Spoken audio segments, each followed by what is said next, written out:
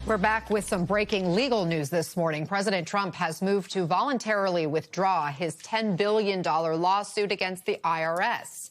He was suing the federal government over the lack or the leak of his tax returns by an IRS contractor. Let's get more from MS Now legal affairs reporter Fallon Gallagher. Fallon, do we know why this suit was dropped? And remind us of the details of this case. Yeah, first and foremost, this suit was dropped with prejudice, which is really important here because that means that President Trump is conceding that he will not bring back a similar suit in the future.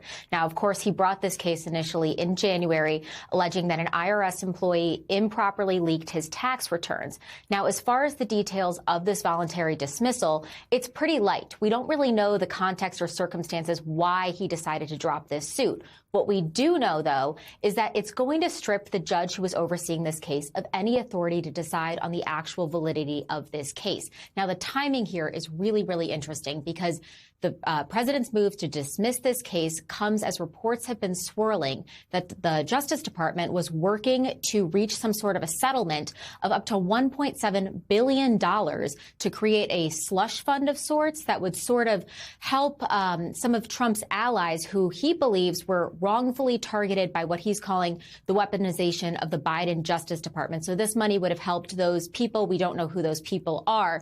But this whole thing is really interesting because you may be asking, why is the president suing a government agency that he oversees?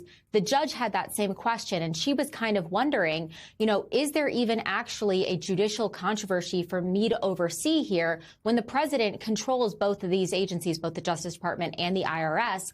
So at this point, there's very few details in this voluntary dismissal, but many more questions than answers. But at this point, the case looks like it's closed. Anna? Okay, Fallon, thank you.